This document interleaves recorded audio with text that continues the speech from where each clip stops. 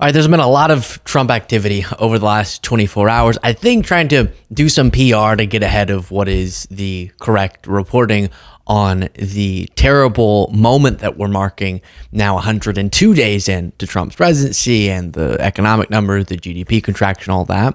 So a lot of outward facing events we'll condense two into this segment, starting with the clip that everyone on the World Wide Web is talking about, Trump seemingly having a very glitchy, incomprehensible, brain-melting sort of moment during his town hall on News Nation, where, I don't even know how he described this, he gets asked about Harvard and then just starts talking about Harlem and black people.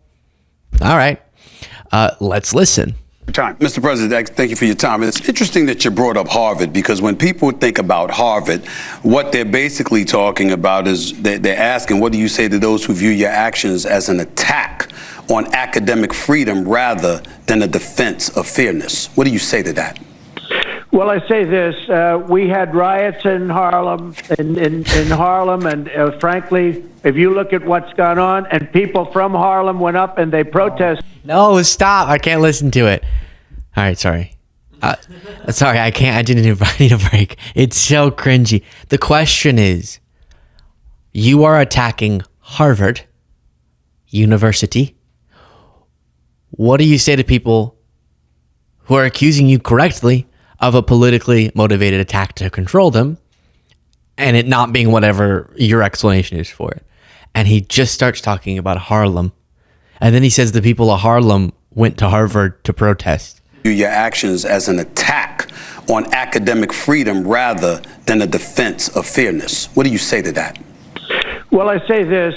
We had riots in Harlem, in Harlem, and frankly, if you look at what's gone on, and people from Harlem went up and they protested, Stephen, and they protested very strongly against Harvard. They happened to be on my side. You know, I got a very high black vote. You know that. Very, very high black vote. It was a very great compliment to me. I did criminal justice reform.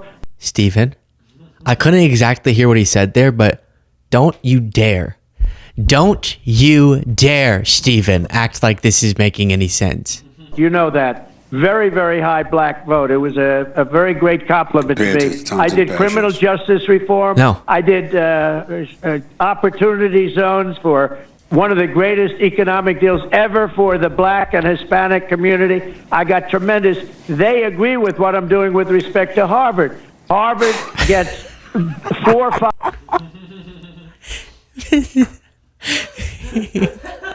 Mr. President, what do you say to critics who are concerned about your authoritarian attack on Harvard? Well, you know, in Harlem, the people of Harlem, really, they love me. And the Harlem, they went to, and they went up to Harvard to riot. And I went down to Harlem at the Harvard University at Harlem and asked them, and they said they support my attack on Harvard, which is because I'm the best president for black people. And so black people support what I'm doing with Harvard. Oh, all right. Maybe it's time we go to bed. Ron Filipkowski said, I just learned that black people in Harlem completely agree with Trump's policy on Harvard, and they all love Trump. Stephen A. really kicking ass at this whole politics thing too. Yeah, that's it really irked me that he went more. I think what he said was something like, yeah, more than previous Republican presidents. No, don't you. I saw all of your faces, and at one point he just lets out a gasp. Listen to Stephen A. Smith. Harvard gets 4. And the crowds just don't move, don't say a word. This is a combustion. Someone else said, he says there were riots in Harlem. People were protesting in Harlem. People from Harlem went and protested at Harvard and were on his side. He got a very high black vote. This guy's brain is like an old Nintendo. You got to blow on the cartridge before you turn it on. Someone else said, if Biden was asked a question about Harvard and went on a long rant about Harlem, it would be front page news and Republicans would be drawing up articles of impeachment. President Biden, what do you say to people concerned about your policies towards Harvard? Listen, folks, when I was a kid, I got taken to Harlem. I hadn't seen many black people, but I saw black people. And I said, listen, folks, I'm one of you. I'm not literally one of you. If you ain't black, if you don't vote for me, you ain't black. I said, listen, we're going to go up to Harvard. We're going to do some ruckus. You get on the plot and you mess some people up, and then they call you friend. They support what I'm doing. That would be front page news. We'll talk about it because sort of the nature of these sorts of shows. I don't think mainstream media is going to give much attention to this, and it's not going to be written up about probably too much because it's just another day in the life of Trump. Someone else said, Trump saw a black man asking him a question, just started saying Harlem. I mean, what was the prompt? Is it because Harvard wasn't coming out of his mouth? If I'm doing an epic steel man, he got the two words mixed up and then didn't want to admit and go, which normal people do this. Harvard, but he has to go, Harlem. I said it. Now I have to justify it. Harlem, it's a great place, a beautiful place. Love it. One of my favorite places. We have a great hotel there. Trump, Harlem. And we held a rally there and the people loved me. And they all also love what I'm doing with Harvard. See, that's why I said Harlem. Just admit you made a mistake. Someone else said Trump somehow hallucinated that people in Harlem rioted to support his crackdown on Harvard. Please, it's crazy. Trump, and then this quote, we had riots in Harlem, and frankly, if you look at what's going on, and people from Harlem went up and they protested Stephen, and they protested very strongly against Harvard, they happened to be on my side. That's just quoting him. I don't know what the joke is there, but it's still pretty funny. All right, this town hall wasn't just a Trump disaster. Listen to Bobby. Now, there are populations in our country, like the Mennonites in Texas, who are most afflicted, and they have religious objections to the vaccination because the MMR vaccine contains a lot of aborted fetus debris and DNA particles. So they don't want to take it. So we ought to be able to take care of those populations when they get sick. HHS Secretary, ladies and gentlemen. In response to that, Dr. Angela Rasmussen said, yesterday, RFK was saying, do your own research, parentheses, don't. Today, MMR has aborted fetus debris, in parentheses, it doesn't. What will it be tomorrow? Clot shot, turbo cancer, 5G, or mRNA makes you magnetic? Looking forward to watching the HHS secretary trying to stick a nickel on his arm. Maybe that guy we talked about on a MAGAville segment who drinks his own urine? Maybe him and RFK can figure something out. By the end of the summer, we'll figure out if urine is your best hydration station. Then back to Trump. Now China is sending its boats back. The boats are not being unloaded because they have a 145% tariff, which is, a record-setting type tariff. And they can't sell their product here. And because of that, think of it. If you're losing all of that money, maybe you're better off not doing business with them. But I took $5 billion a day and cut it way, way down, way, way back. And I did that within a very short period of time. Now China is sending... Cut back to this. Look at Chris Cuomo's face. Get me out of here. He's back on the China thing. Yeah, he's not really providing good explanations for people worried about the very real possibility of empty shelves, not being able to access products. And he recently chalked that up to, no. It'll be you were going to get $30 and instead you get $2. The economics of that I'm confused by. Then he just says it. He just says, I need to convince people of how good this is. Look, it's got to stabilize by this time, fall. Because remember, if it doesn't stabilize this time next year, Democrats may win the midterms. So there is risk here, big risk. That's true. It is true. And I just think that I'll be able to convince people how good this is. This is what other countries have done to us. We've been the laughing stock and the whipping post. We've been ripped off by every country practically in the world. So at that point he makes a lot. But, quote, I just think I'll be able to convince people how good this is. I saw someone say, translation, he's going to lie to people about how good this is. Oh, I have our first example. Moving on to our next event. Let's see how Trump's going to convince us of how good his policies are. Are down. The grocery prices are down.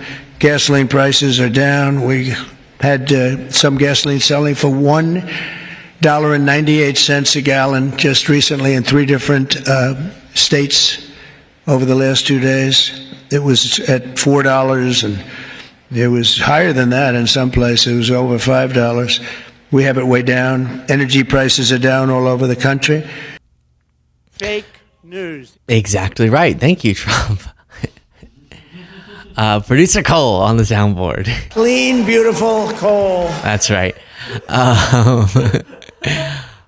Gas prices since Inauguration Day are up. Egg prices since Inauguration Day are up.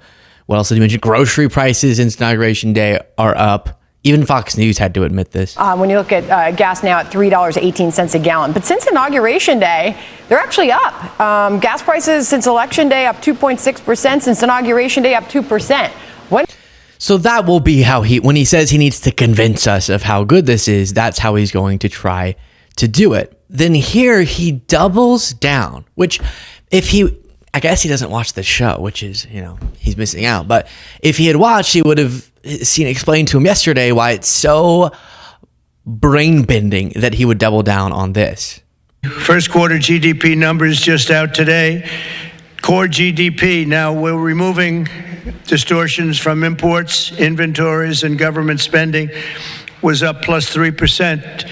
I already went over this so much, but if you exclude the stuff he's had an impact on, and this all comes in front of the backdrop of him saying this is Biden's economy, then the economy is good, is what he's saying. If you exclude imports, inventories, government spending, the 3 things he's impacting with his tariff policy or with those related stuff, then it's good. And then he goes, and this is Biden's economy. He posted, this is Biden's stock market, not Trump's, to which MAGA fan Dave Portnoy said, what's that old expression? Don't piss down my back and tell me it's raining. Well, that applies here. The stock market is a direct reflection of Trump's first 100 days in office. Doesn't mean it won't get better and that we don't need to be patient, but this is his market, not Biden's. Even Dave is seeing through Trump's BS there.